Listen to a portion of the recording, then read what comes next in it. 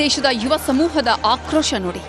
ಹೇಗೆ ಪ್ರತಿಭಟನೆ ಮಾಡ್ತಿದ್ದಾರೆ, ಹೇಗೆ ಭದ್ರತಾ ಪಡೆಗಳ ವಾಹನಗಳನ್ನು ಹತ್ತಿ ಆಕ್ರೋಶ ಹೊರಹಾಕ್ತಿದ್ದಾರೆ ಅಂತ.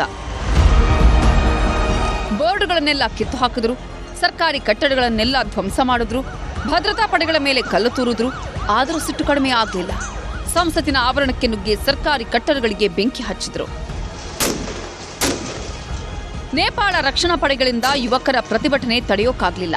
ಮೊದಲು ಟಿಯರ್ ಗ್ಯಾಸ್ ಹಾಕಿದ್ರು, ಜಲಫಿರಂಗಿ ಬಳಸಿದ್ರು, ಕೊನೆಗೆ ಕಂಡವರ ಮೇಲೆ ಗುಂಡು ಹಾರಿಸಿಬಿಟ್ರು.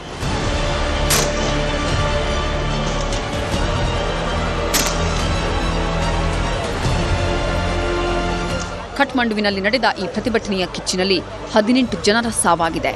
120 ಜನರಿಗೆ ಗಂಭೀರ ಗಾಯಗಳಾಗಿವೆ. ಸಾವಿರಾರು ಕೋಟಿ ರೂಪಾಯಿ ಆಸ್ತಿಪಾಸ್ತಿಗೆ ಹಾನಿಯಾಗಿದೆ. ನೇಪಾಳ ರಾಜಧಾನಿ ಕಠ್ಮಂಡು ಅಕ್ಷರಶಃ ಸ್ಮಶಾನವಾಗಿದ್ದು, ಕಂಡಲ್ಲಿ ಗುಂಡಿಕ್ಕುವ ಆದೇಶವನ್ನೂ ನೇಪಾಳ ಸರ್ಕಾರ ಮಾಡಿದೆ.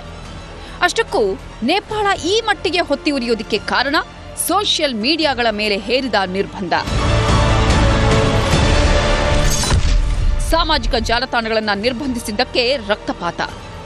ನೇಪಾಳ ಸರ್ಕಾರ 26 ನೋಂದಾಯಿಸದ ಸಾಮಾಜಿಕ ಜಾಲತಾಣಗಳನ್ನು ಶುಕ್ರವಾರದಿಂದಲೇ ಬ್ಯಾನ್ ಮಾಡಿದೆ. ಮೊದಲೇ ಯುವಕರು ಸೋಷಿಯಲ್ ಮೀಡಿಯಾ ಗೀಳಿಗೆ ಅಂಟಿಕೊಂಡಿದ್ದಾರೆ.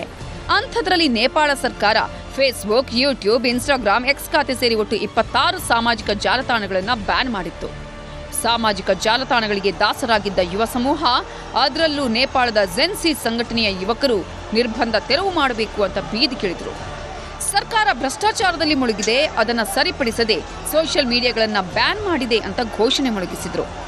ಪ್ರತಿಭಟನೆಗೆ ಸರ್ಕಾರ ಬಗ್ಗದಿದ್ದಾಗ ಯುವಕರ ಆಕ್ರೋಶದ ಕಿಚ್ಚು ನೇಪಾಳವನ್ನೇ ಧಗಿಸುವಂತೆ ಮಾಡಿದೆ. ನೇಪಾಳದಾದ್ಯಂತ ಕರ್ಫ್ಯೂ ಜಾರಿ. ನೇಪಾಳ ಪ್ರಧಾನಮಂತ್ರಿ ಕೆಪಿ ಶರ್ಮಾ ಓಲಿ ಕ್ಯಾಬಿನೆಟ್ ಸಭೆ ನಡೆಸಿದ್ರು.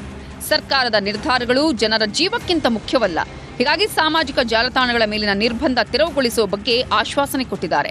ಸದ್ಯಕ್ಕೆ ಪ್ರಧಾನಮಂತ್ರಿಗಳ ನಿವಾಸ ಮತ್ತು ಸಿಂಹ ದರ್ಬಾರ್ ಸೇರಿದಂತೆ ಹಲವು ಉನ್ನತ ಭದ್ರತಾ ವಲಯಗಳಲ್ಲಿ ಕರ್ಫ್ಯೂ ಜಾರಿಗೊಳಿಸಿದೆ.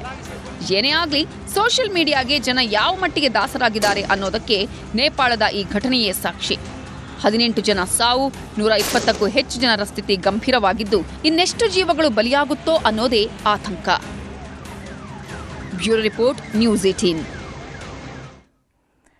ಕೋಲಾರ ಜಿಲ್ಲೆಗೆ ಬೆಂಗಳೂರಿನ ಸಂಸ್ಕರಿಸಿದ ನೀರು